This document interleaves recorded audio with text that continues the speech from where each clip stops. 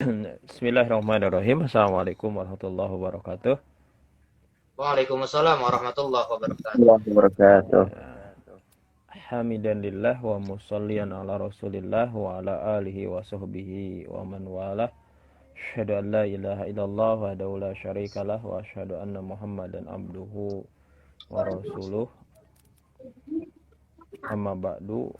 Allahumma anfa'na bima 'allamtana wa 'allimna ma yanfa'una warzuqna fahman wa zidna ilman. Ya, alhamdulillah pada kesempatan malam ini ya, atas karunia dan nikmat dari Allah Subhanahu wa taala kita bisa ketemu kembali di media IG Instagram untuk mengkaji salah satu kitab yang membahas secara khusus berkaitan dengan belajar terkait dengan urgensitas daripada ilmu. Berikut pula ada adab-adab yang perlu untuk diperhatikan ketika menuntut ilmu.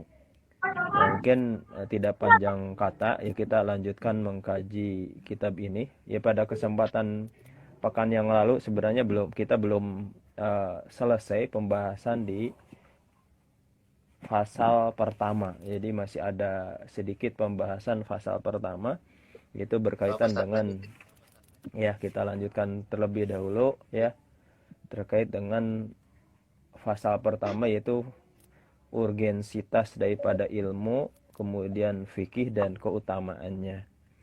Nah, jadi pada kesempatan sebelumnya bahwasanya menuntut ilmu itu adalah merupakan sebuah kewajiban bagi setiap muslim dan muslimah, dan perlu untuk diperhatikan pula bahwasanya yang wajib untuk dipelajari oleh setiap muslim dan muslimah itu adalah berkaitan dengan ilmu hal.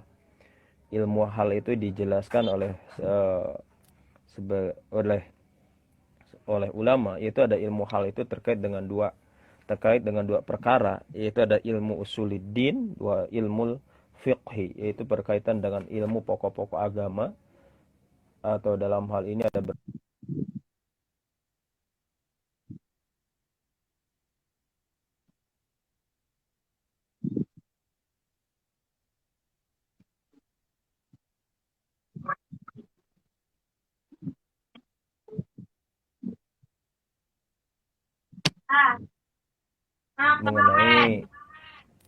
mengenai motivasi untuk belajar ilmu, karena ilmu itu adalah merupakan perhiasan bagi pemiliknya, sebagai tanda keutamaan bagi para pemiliknya. Dan begitu pula bahwasanya salah satu keutamaan orang itu kalau sudah berilmu dia menjadi faqih, maka orang yang faqih tadi ada memiliki sebuah keutamaan dibandingkan ahli ibadah. Sehingga disebutkan bahwa di akhir syair yang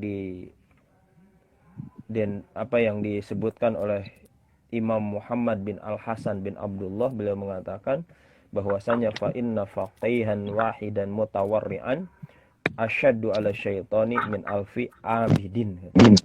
Bahwasanya yang faqih seorang faqih yang wara itu lebih berat dihadapi oleh setan dibandingkan dengan 1000 ahli ibadah. Nah, kemarin ada sampai di situ. Ya, kita lanjutkan pada pembahasan berikutnya adalah wa kadzalika fi sairil akhlaq, dan maka demikian pula berkaitan dengan semua akhlak. Nahu al-jud wal bukhli wal jubni wal jur'ah wa takabbur wa tawaddu wal ifah wal israf wa taqtir wa ghairiha. Demikian pula berkaitan dengan seluruh akhlak itu, seperti halnya itu adalah memiliki dermawanan, bahil, kemudian pengecut, pemberani, takabur, tawadu, ifah, menjaga diri, wal israf, dan israf ataupun berlebihan diri, kemudian wa taqtir, itu ada pelit, wa ghairiha, dan yang lainnya. Nah, fa innal kibra wal bukhla wal jubna wal israf haramun. Nah, bahwasanya berbuat kiber ya, sombong, kemudian bakhil, kemudian juga ada al-jubnu, katanya adalah penakut ataupun pengecut, wal israf, kemudian bersikap lebih-lebihan, itu adalah perbuatan yang haram. Ya, maka ya terkait dengan perbuatan-perbuatan tadi itu akhlak-akhlak yang buruk ya perlu untuk kita pun untuk mengetahuinya. Nah, mengetahuinya berarti kan mengetahui itu harus ada upaya mempelajari terkait dengan perkara-perkara yang dianggap akhlak-akhlak itu ada akhlak yang buruk. Sehingga ketika kita mempelajari itu dalam rangka supaya kita tidak terjatuh kepada perbuatan-perbuatan tersebut. Nah, sehingga dikatakan wala yumkinu taharruza anha illa bi ilmiha wa ilmi ma yudaduha. Nah, bahwasanya tidak mungkin itu ada orang itu terlindung dari perbuatan-perbuatan seperti tadi kecuali ada dengan ilmunya. Kecuali dengan ilmunya dan ilmu yang yudaduha dan ilmu yang kebalikannya. Nah, itu yang perlu untuk diketahui. Nah, maka fayuftarodu ala kulli insanin ilmuha. Maka wajib bagi setiap manusia itu untuk mengetahuinya. Nah, mengetahui terkait dengan tadi ya akhlak-akhlak yang buruk tadi itu. Ya. Wa qad sannafa as-sayyid al-imam al-ajal asy-syahid Nasiruddin Abdul Qasim kitaban fil akhlaq. As-sayyid al-imam Sayyid Imam yang agung itu Asy-Syahid Nasiruddin Abdul Qasim, beliau telah menulis sebuah kitab mengenai akhlak. Kata Imam Az-Zarnuji bahwa itu ada wa ni'ma ma sannafa. Itu ada sebaik-baiknya yang beliau susun. Fayajibu ala kulli muslimin hifdzuha. Maka setiap muslim itu dah wajib untuk menjaganya. Nah, menjaga terkait dengan akhlak tadi. Wa amma hifdzu ma yaqa'u fi ba'dil ahayyin fa fardun ala sabilil kifayah. Nah, adapun menjaga perkara yang itu terjadi hanya pada sebagian waktu saja, kata Imam Az-Zarnuji itu fa fardun ala sabilil kifayah. Maka kewajibannya hanyalah bersifat kifayah. Artinya hanya bersifat cukup dengan sebagian. Jadi yang dimaksud hifdzu ma yaqau fi ba'dil ahayyin itu ada terkait dengan kewajiban yang sifatnya adalah temporer gitu atau temporal gitu kan. Seperti halnya kalau ada salah satu pemberi syarah kitab ini mengatakan seperti halnya adalah salat jenazah katanya. Salat jenazah wa iyadatul mardha. Nah, salat jenazah itu adalah kan tidak di satu tempat gitu. Di satu tempat itu mungkin tidak tiap hari melaksanakan ibadah sholat jenazah. Nah, jadi cukup sebagian orang saja yang mereka adalah melakukan pendalaman kemudian menguasai terkait dengan perkara yang berkaitan dengan jenazah itu.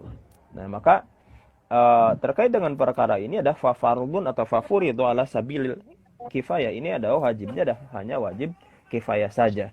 Artinya ada idza qama bihil ba'du fi badatin saqata anil baqin. Nah, apabila ada sebagian yang telah melakukan di sebuah negeri, maka itu ada menjadi gugur dari yang lainnya.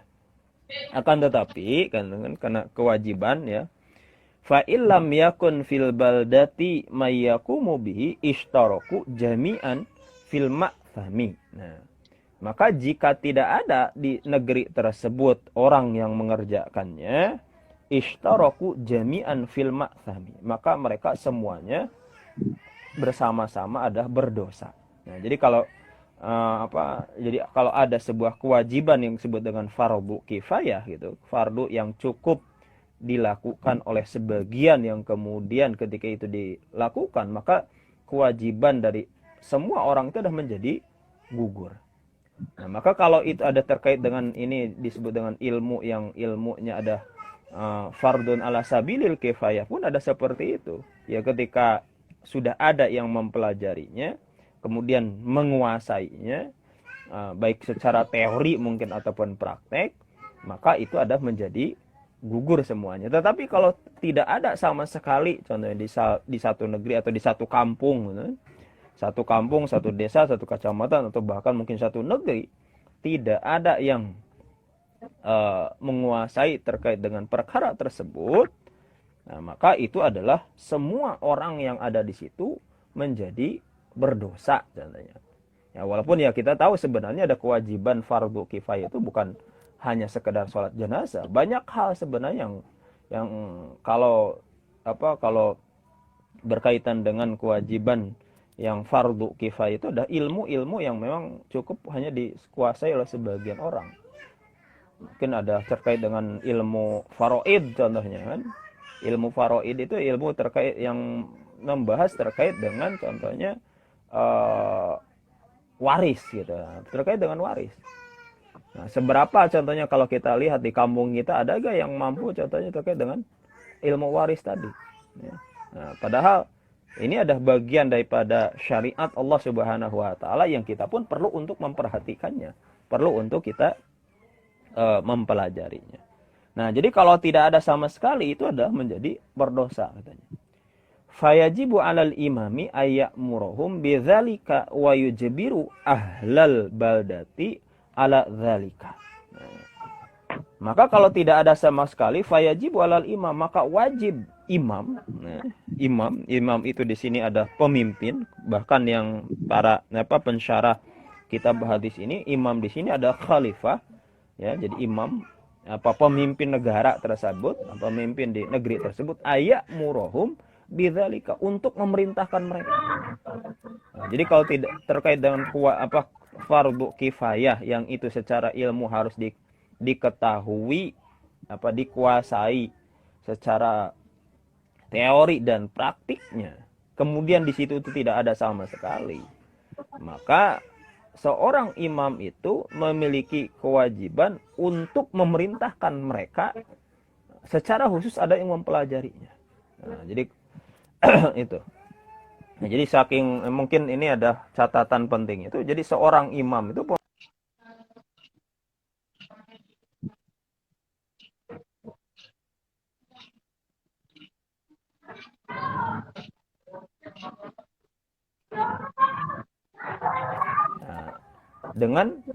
dengan benar ya. Jadi jangan sampai tidak ada perhatian sama sekali terhadap rakyatnya, terutama adalah memahami terhadap hukum syara itu. Nah, maka wajib kata mereka itu ada wayu jibiru ahlal baldati ala zalika, bahkan memaksa penduduk negeri tadi untuk mempelajari hal tersebut.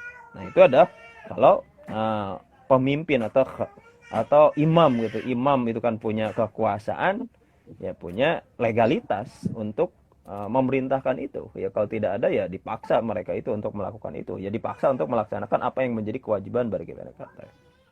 Ya.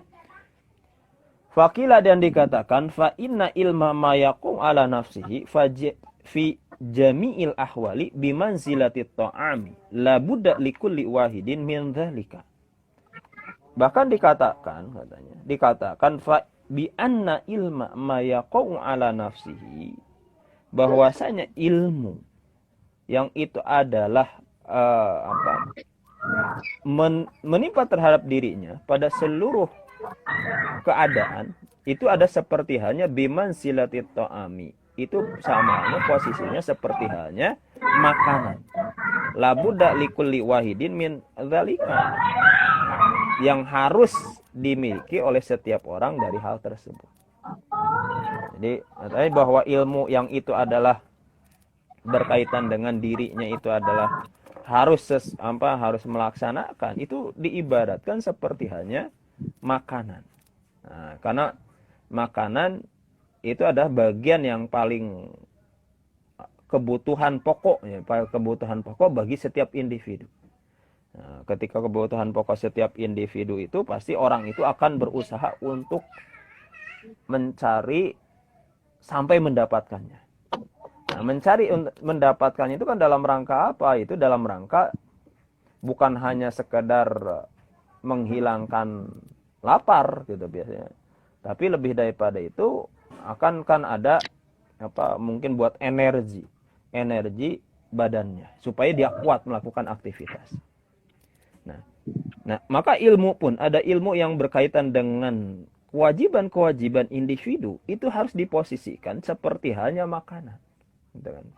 Seperti halnya makanan itu. Nah, kalau orang itu memiliki sebuah kesadaran, contohnya kesadaran akan ketaatannya kepada Allah Subhanahu wa taala, seharusnya bahwa setiap muslim itu akan mencari ilmu itu seperti halnya orang tadi itu sudah mencari nafkah untuk memenuhi terhadap kebutuhannya. Ya. Nah, karena ya disadari ataukah tidak walau atau apa pada kesempatan yang lalu kita singgung terkait bahwa kehidupan kita itu ada cenderung sekularistik yang kemudian kita itu adalah didorong kepada kehidupan yang materialistik, yang segala sesuatu diukur oleh materi, kemudian kita pun ada tidak menjadikan standar agama dalam hal ini Islam di tengah-tengah kehidupan.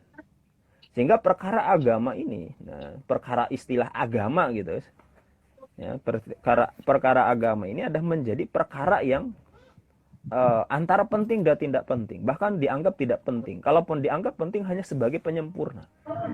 Padahal kalau seorang muslim itu yang namanya agama itu, nah, walaupun mungkin kalau saya itu agak istilah menggunakan istilah agama itu agak gimana gitu kan.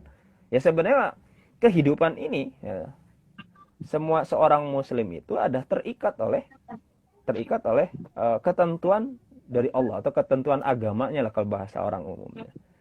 Ya, ketentuan agamanya itu artinya adalah apa? Bahwasanya setiap langkah kita, setiap perbuatan kita atau ucapan kita itu memiliki sebuah konsekuensi gitu. Nah, maka sebagai konsekuensi itu yang didapatnya ada konsekuensi yang positif atau mendatangkan pahala itu kan perlu ilmunya. Perlu ilmunya.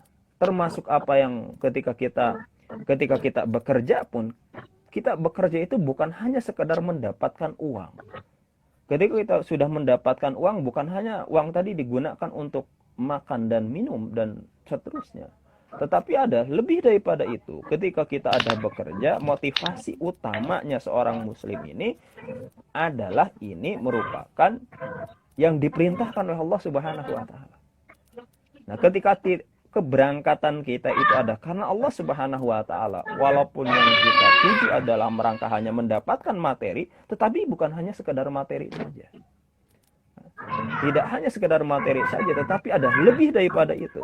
Itu akan mendapatkan pahala dari Allah Subhanahu wa taala. Karena apa? Yaitu karena ketika kita bekerja, kita mendapatkan uang, kemudian uang itu ada kita berikan kepada orang-orang yang menjadi tanggungan kita gitu, menjadi tanggungan kita, baik itu ada istri, kemudian anak kita, maka pasti karena itu ada berkaitan dengan kewajiban, ada balasan yang akan Allah berikan kepada orang tadi itu.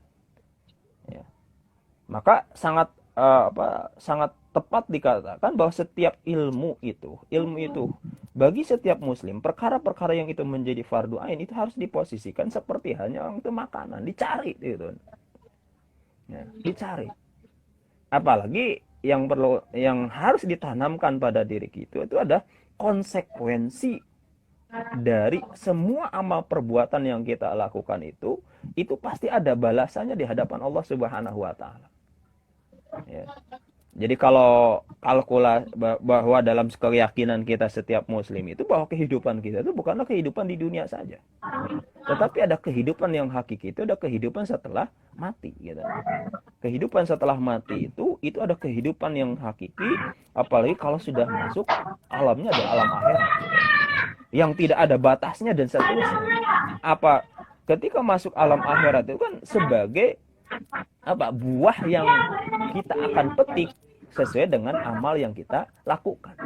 Nah, maka disinilah sangat pentingnya kita itu adalah mengetahui terkait dengan ilmu keislaman itu. Ilmu keislaman itu adalah mengikat kita itu.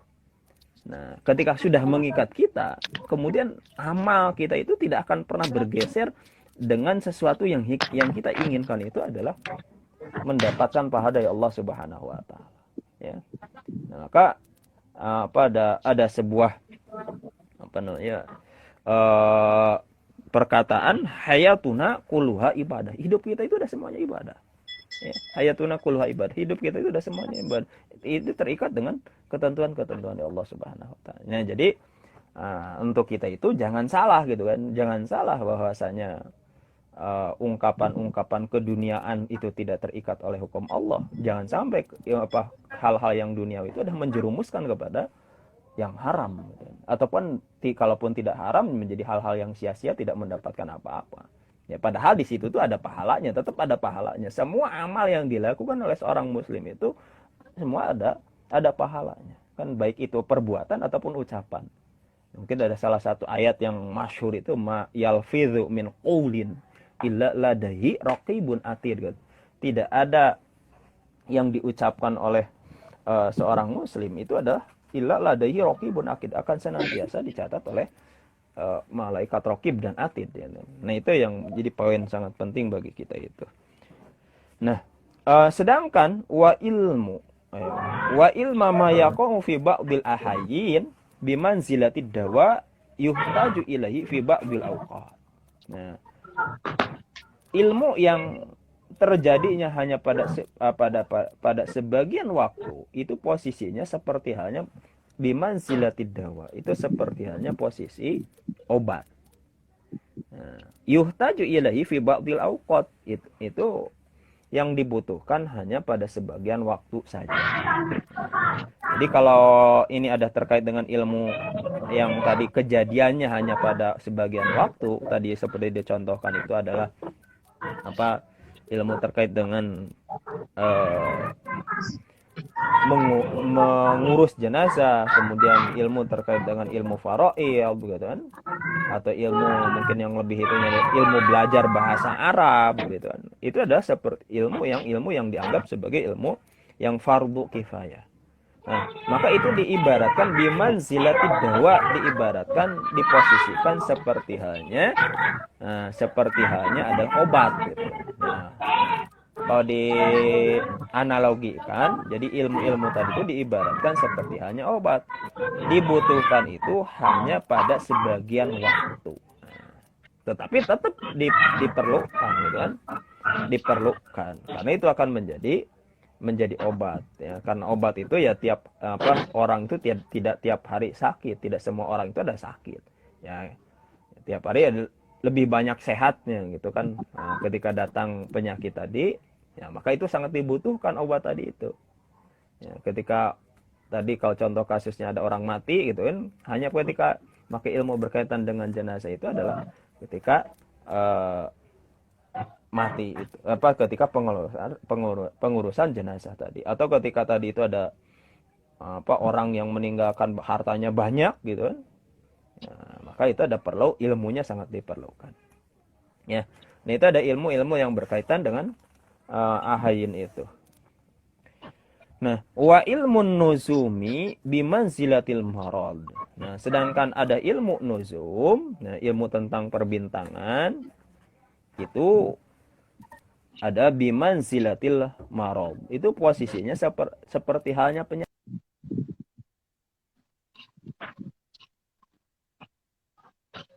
dengan ilmu meramal, gitu kan. Nah, ramal. Nah, berkaitan dengan ramalan. Nah, fata'allamuhu haramun, maka mempelajarinya ada hukumnya adalah haram. Kenapa? Li'annahu yadurru wa la yanfa'. Itu adalah hanya memadaratkan dan tidak memberikan manfaat, gitu. Nah, kalau belajar tentang perbintangan yang kemudian itu adalah apalagi berkaitan dengan meramal contohnya. Nah, pasti lebih banyak madorotnya dibandingkan manfaat. Maka menghukuminya adalah menjadi hukumnya adalah haram, gitu.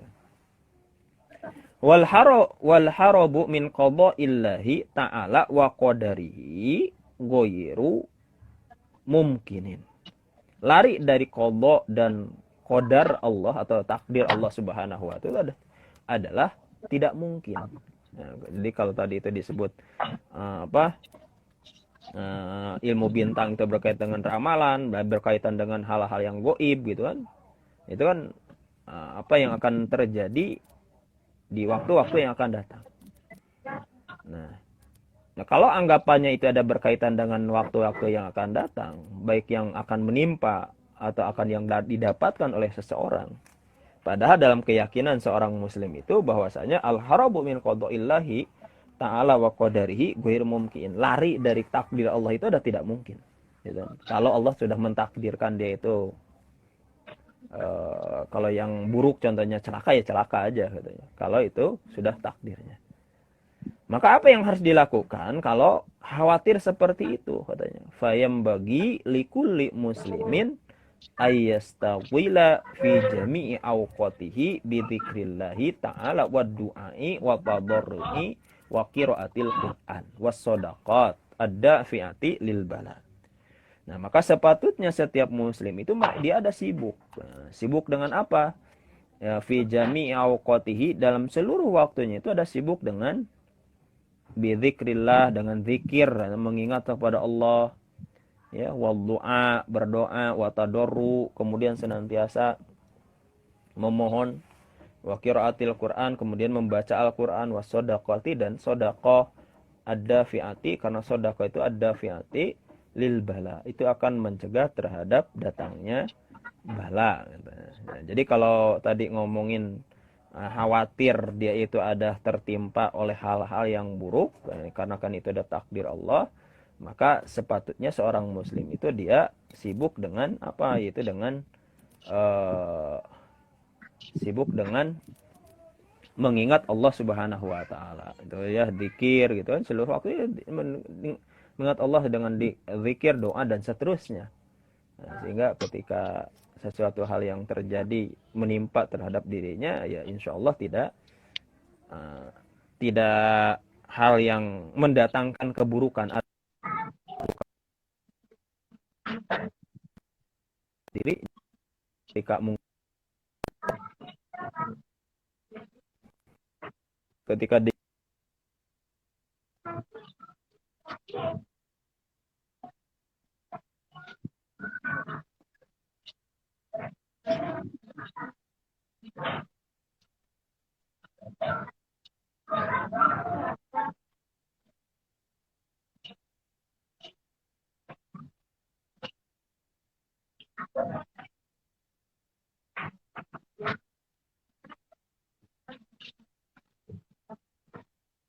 adalah berupa kesehatan, berupa kesehatan yang kemudian pula adalah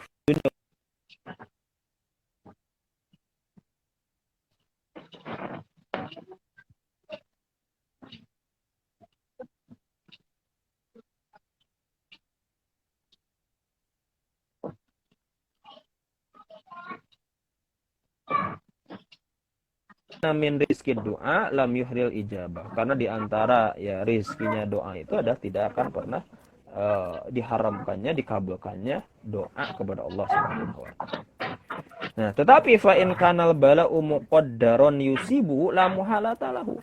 Jadi ketika takdir itu adalah jika dia itu ditakdirkan oleh Allah ada terkena ya, oleh sebuah musibah, maka mustahil dia itu akan bisa menghindarinya. Jadi ya sudah diterima saja kalau sudah ditanya. Walakin kata yuyassiruhullahu ta'ala alaihi wa yarzuquhu as-sabra bi barakatid du'a. Nah, tetapi Allah akan memberikan kemudahan kepada dia, kemudian memberikan rizki yaitu berupa kesabaran karena keberkahan daripada doa. Jadi kalau sudah tadi zikir, doa, kemudian qiraatul Quran, sedekah dan seterusnya, tetapi Allah mentakdirkan dia itu harus diuji contohnya.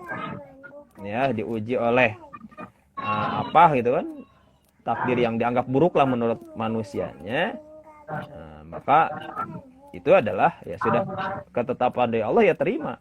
Nanti Allah Subhanahu wa taala akan memberikan kemudahan kepada dia. Urusan itu adalah kemudian akan diberikan rezeki berupa kesabaran. Kan sabar itu sesuatu hal yang sangat luar biasa mahal gitu ya. Nah, itu kata Imam Az-Zarnuji itu bibarokatid doa itu sebagai bentuk keberkahan daripada doa-doa yang kita panjatkan kepada Allah Subhanahu wa taala. Ya. Allahumma illa idza ta'allama minan nujum qadra ma ya'rifu bil qiblah wa awqatis shalah fa yajuzu dzalika. Akan tetapi apabila belajar ilmu nujum itu, ilmu terkait dengan perbintangan, sesuai dengan yang dia ketahui itu dalam rangka untuk mengetahui tentang kiblat dan waktu itu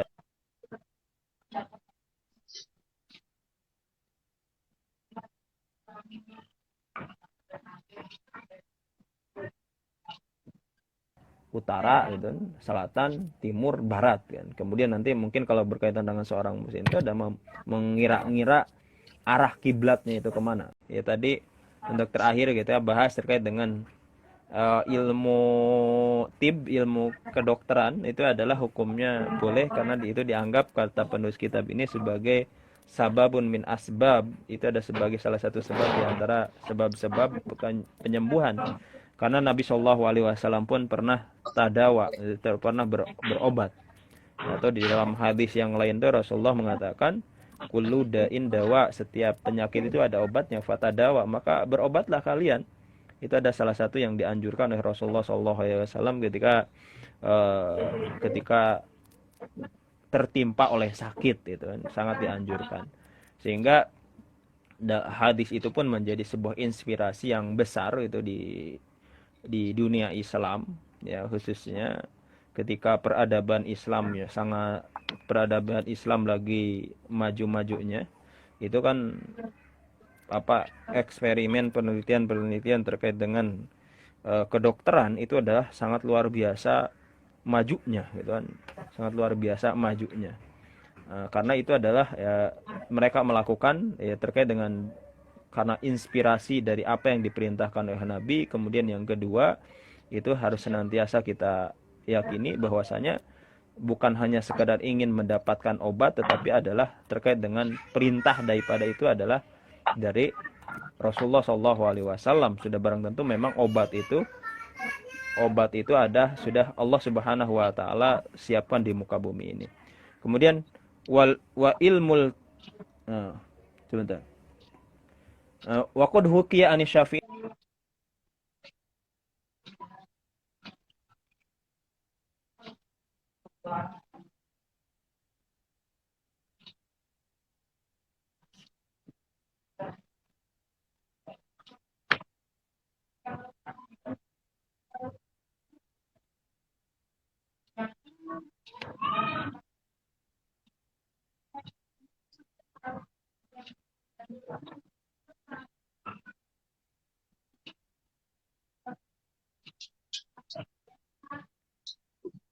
sedangkan yang dimaksud dengan ilmu itu ada sifatun yatajalla biha liman qamat hiya bihi al-mazkur.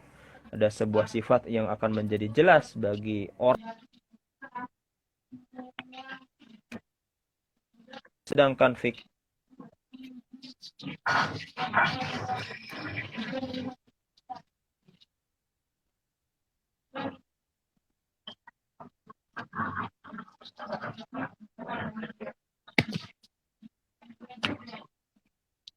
yang berkaitan dengan hukum, baik itu hukum perbuatan ataupun hukum benda contohnya. Ya kalau kita belajar kitab fikih contohnya di kitab Thaharati, bagaimana para ulama itu mendetilkan terkait dengan perkara yang berkaitan dengan toharoh bersuci itu, atau sampai toharoh mengenai sholat, puasa, kemudian sampai perkara-perkara muamalah ya jual beli mulai daripada jual beli yang namanya salam, kemudian jual beli yang namanya kredit, jual beli yang mungkin macam-macamnya itu, ataupun ijarah dan seterusnya. Kemudian itu pun didetailkan sangat luar biasa oleh para ulama. Kemudian yang Imam Abu Hanifah mengatakan al-fiqhu ma'rifatun nafsi malaha wa ma'alaiha. Nah, yang disebut dengan ilmu fikih itu kata Imam Abu Hanifah itu adalah pengetahuan diri terhadap apa yang menjadi haknya dan terhadap apa yang menjadi kewajibannya. Nah, maka beliau mengatakan mal ilmu illa lil amali bihi wal amalu bihi tarkul ajil lil ajil. Tidaklah ilmu itu kecuali untuk diamalkan, dan mengamalkannya itu dalam rangka tarkul ajil, meninggalkan perkara yang ajil, yang apa? Perkara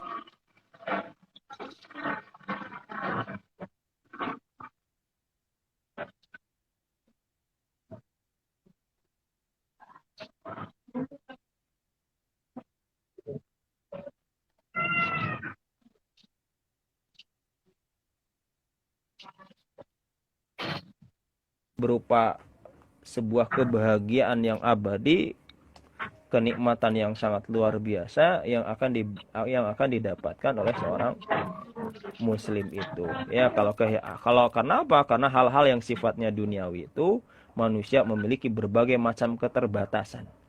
Ya, baik itu mungkin kalau ngomongin satu persatu, ya, lidah kita itu seenak-enaknya makanan yang kita makan ada batas tertentunya. Mata kita mungkin kalau melihat sesuatu hal yang menarik menurut kita, sampai batas tertentu kita akan ada bosannya. Berapa kali kita akan melihat itu. Ketika kita suka musik itu berapa kali kita akan mendengarnya itu. Apalagi dalam perjalanan waktu berikutnya, semua alat indera kita itu menjadi lemah. Nah, ketika menjadi lemah, hal-hal yang dianggap nikmat tadi itu bisa jadi sebaliknya. Makanan pun dah seperti itu, menjadi pahit semuanya atau berefek negatif terhadap fisiknya. Nah, maka seorang muslim itu sangat rendah lah kalau hidupnya ini adalah ditujukan hanya untuk perkara-perkara tadi itu, hal-hal yang sifatnya ada duniawi, kemudian mengabaikan apa-apa yang akan didapatkannya di akhirat kelak yang oleh Allah Subhanahu wa taala telah gambarkan sangat luar biasa, baik itu terkait dengan kekuatan yang Allah berikan kepada manusia itu secara fisiknya, kemudian kenikmatannya yang tidak ada batasnya, kemudian kekuasaan yang kekayaan yang akan Allah Subhanahu wa taala pun akan berikan terhadap dirinya yang sangat luar biasa itu, ya. Jadi singkat kata gitu, maka itu di sini terakhirnya fayastajlibu mayanfa'uha wa yazalimu mayadurruha. Maka hendaklah dia itu ada senantiasa mengusahakan yang bisa mendatangkan apa yang memberikan manfaat dan meninggalkan apa yang membahayakannya. Kayyila yakuna aqluhu wa ilmuhu hujjatan alaihi fayajadad uqubatan. Supaya akal dan ilmunya itu tidaklah menjadi hujah yang memberatkannya. Nah, jadi fayajdad uqubatan, maka menambah terhadap siksanya. Nah, jadi ilmu dan akal itu merupakan anugerah dari Allah, maka jadikanlah ilmu dan akal tadi itu sebagai hujjatun lana, menjadi hujah yang memberikan pembelaan kepada kita. Bukan hujjatun alaina, bukanlah jadi hujjah yang memberatkan kepada kita yang kemudian menambah azab dari Allah Subhanahu wa taala. Nah, mungkin itu barangkali ya di bagian terakhir dari fasal yang pertama ini, ya. Wallahu a'lam bissawab. Yang benarnya hanyalah dari Allah Subhanahu wa taala dan yang kelirunya dari al-fakir pribadi.